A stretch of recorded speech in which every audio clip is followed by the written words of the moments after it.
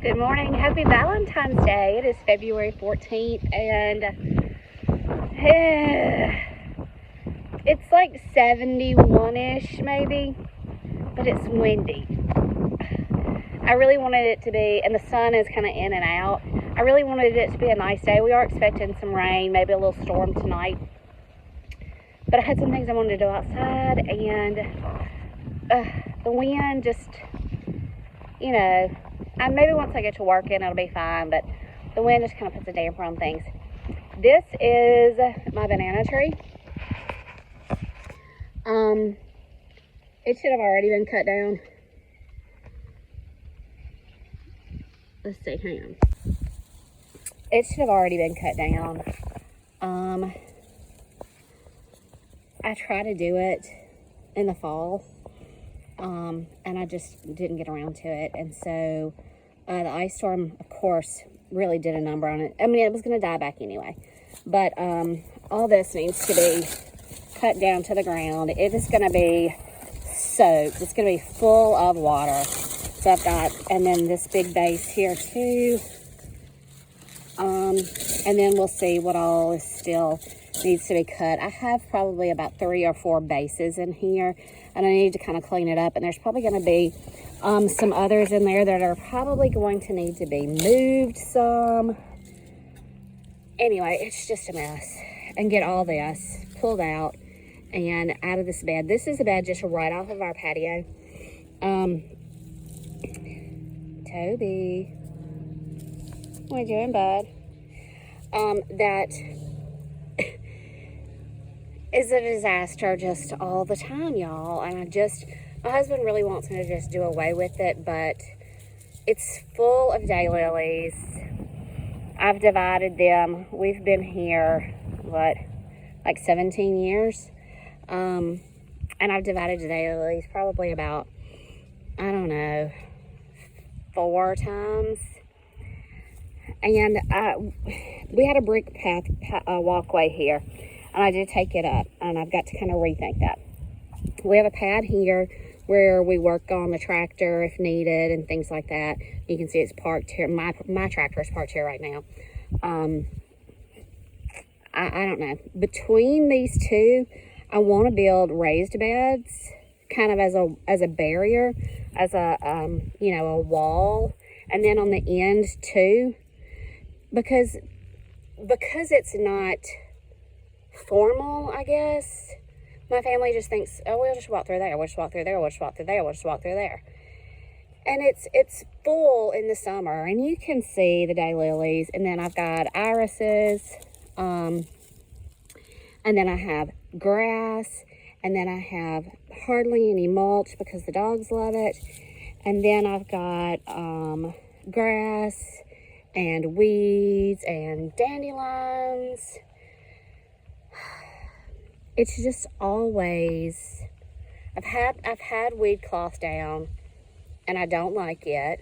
So over the years, I've worked through getting it up. This is a very neglected bed because I focus on the bed at the front of the house, the bed at the side of the house, and of course, the flower farm. So you can even see, this looks like sunflowers, honestly. And I've thrown sunflowers out here, and sunflowers have grown here, and sunflowers have died here, and I'm pretty sure that's what that is. So, I've just got to decide, am I coming out here and pulling all this stuff by hand? Yes, that will come up. Kind of just putting the back into it. And try to clean this out, put some fresh mulch down, come, a little while later. Maybe in a couple of weeks we'll have spring break, and maybe I'll work on this during spring break, but I know I'll be also planting vegetables and those kind of things. So it runs to the corner of the house down to the edge of the patio. I've got what we call Moses and the bulrushes, and it will take over absolutely if you let it. But I found it's a great filler in some of my vases, so I'm trying to keep some of it. Anyway, I don't know. It's an eyesore for sure, but it's not something I'm ready to give up on. Well, I came out of my overshirt, but now the sun's gone back in, and I feel like I need it again because the wind is blowing and it's cool. But I've already taken a dirt shower. I flung dirt all up in my face. I didn't even intend to do as much as I did, and that's typical of me. I get out here, I say, okay, I'm just going to do this one thing, and then I start pulling here and pulling there and pulling here and pulling there. And y'all, no, I do not use gloves. I do not like gloves. I do not like gloves in the winter. I do not like gloves when I'm gardening. I do not like gloves when I'm thrifting at the bins. I need to be able to feel what I'm doing, and I can't with gloves. Now, if I'm going to parade, I'll wear some gloves. If I'm just standing outside at an event and it's cold, ball game or whatever, I'll wear some gloves. But I can't work with gloves on. So this is it. If you don't know real gardening, this is real gardening. And it's already under the dirt, but I've already stabbed myself with my little tool. But yeah, I get out here, I say I'm just going to do this and move on to the task that I came outside to do, which is working in the strawberries. I know y'all are sick of hearing that. And I got busy. So at least let me show you the little bit that I did do. Alright, so here's where the banana trees were. And you can see this is one, and y'all, they're just soupy. I mean, that's how they are all the time, but then we had the ice storm too. So there's one, that's two, that's three, that's four, that's five. This is 6, 7, 8, 9, and 10. So there's 10 parts to this banana tree. I've had this probably 15 years.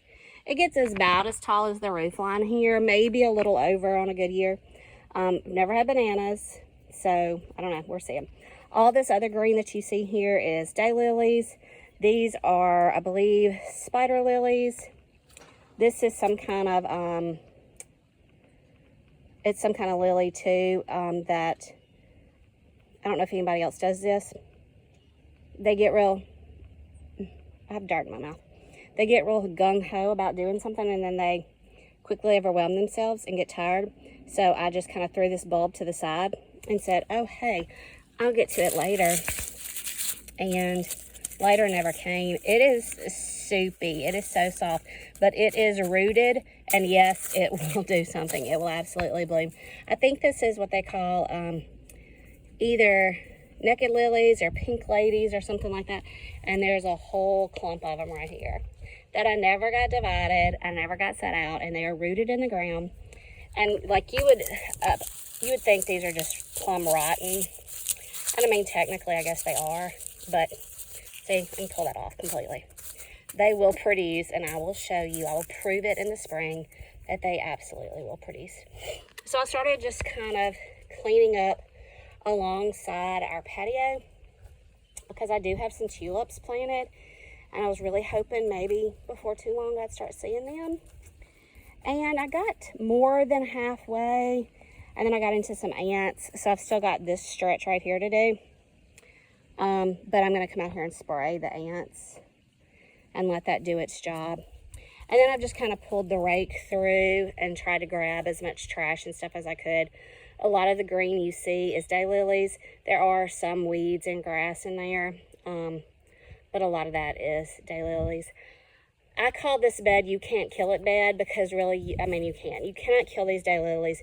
Irises, as long as they're not buried deep, as long as the tops of the bulbs are showing, they're going to be fine. And really, you still can't really kill them. These are probably have gotten a little deep, just rain and stuff. I could probably pull some dirt and stuff off of these. And then the this stuff here, you know, again, you just can't kill that stuff. It'll take over the whole bed, and I'll be mad about it, but I do use it in some arrangements. So a lot of grass here, but I'm stopping because I didn't intend to even do this much. I got to spray these ants, and I'm stopping here because this was not the plan today. So I'm leaving it. I don't know that I'll carry this to the compost because there is some stuff in here that I don't want to add to the compost.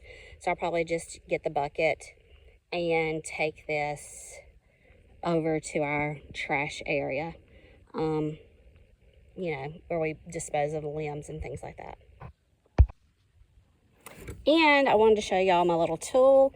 This is deadly.